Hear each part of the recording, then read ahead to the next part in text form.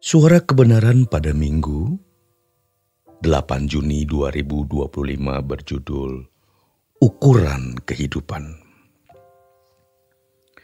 Bapak, Ibu, Saudara-saudari yang dikasihi Tuhan. Salah satu yang membuat bodoh banyak orang beragama, juga orang-orang Kristen, adalah ketika berpikir ada ukuran ganda dalam gereja. Hal ini juga terkait dengan jabatan imam atau jabatan hamba Tuhan.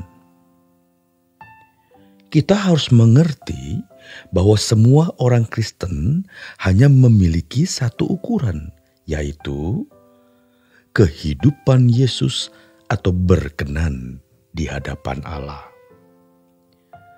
Dan di dalam kekristenan tidak ada pemisahan antara imam dan awam. Kalau di zaman Perjanjian Lama ada kelompok imam yang berasal dari keluarga suku Lewi, lalu ada suku-suku lain yang tidak menduduki jabatan imam. Namun hal itu tidak boleh terjadi dalam kehidupan orang Kristen hari ini. Ada kelompok imam yang disebut para hamba Tuhan dan pendeta, dan kelompok awam yang tidak pernah berani menyebut dirinya hamba Tuhan. Jabatan hamba Tuhan dipandang begitu sakral, begitu tinggi dalam kehidupan rohani. Ini sebenarnya pembodohan yang dapat membuat pikiran kita menjadi sesat. Ukuran moral dan ukuran kesucian kita itu sama. Pendeta, aktivis, dan jemaat sama, yaitu berkenan di hadapan Allah atau serupa dengan Yesus. Jadi semua kita ini semestinya adalah imam-imam atau hamba-hamba Tuhan. Sebagaimana ditulis dalam 1 Petrus 2 ayat 9, tetapi kamulah bangsa yang terpilih, imamat yang rajani, bangsa yang kudus, umat kepunyaan Allah. Di satu sisi kita harus mengerti bahwa tidak semua manusia menjadi umat pilihan. Kita menjadi Kristen ini memang karena ditentukan oleh Allah. Hidup di zaman Perjanjian Baru. Setelah Yesus naik ke sorga, mendengar Injil dengan lengkap, memiliki keadaan jasmani dan rohani yang baik, yang bisa menangkap kebenaran Injil dan kita bisa melakukannya. Kecuali seseorang yang cacat fisik, apakah itu buta, tuli, atau yang lainnya. Atau yang keterbelakangan mental. Mereka pasti tidak bisa mencapai sempurna. Tentu nanti kalau mereka meninggal dunia, Tuhan tidak memberi penghakiman dengan ukuran yang sama dengan kita yang sehat sempurna ini. Walaupun kita ini orang yang dipilih, namun bukan berarti kita pasti masuk surga.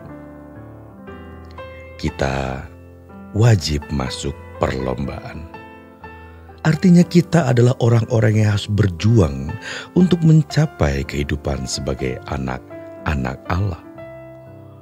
Kehidupan sebagai anak-anak Allah itu bukan hanya sebuah status, melainkan keberadaan.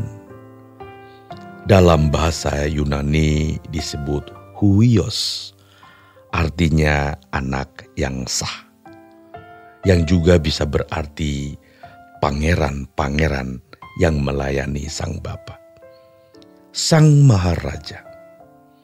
Pangeran-pangeran yang sekaligus menjadi hulu balang. Kita adalah hulu balang dari Allah Bapa kita yang harus meneruskan karya keselamatan Allah yang dikerjakan Yesus dan diestafetkan kepada kita. Kita teruskan sampai ke ujung bumi.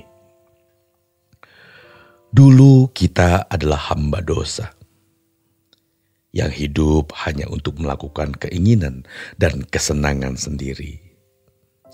Namun sekarang kita adalah hamba Allah, artinya kita hidup hanya untuk melakukan kehendak Allah. Jadi semua kita ini adalah hamba-hamba Tuhan, imam-imam, musketeers atau hulu balangnya Allah. Jadi saudaraku, kita harus bisa membedakan kekristenan dengan agama pada umumnya. Agama itu atributnya, di mana yang pertama merupakan atributnya hukum. Agama di mana-mana ada hukum halal haram, boleh tidak boleh, tetapi kekristenan tidaklah demikian. Dalam kekristenan, hukumnya bukan halal haram atau boleh tidak boleh, melainkan perasaan Allah.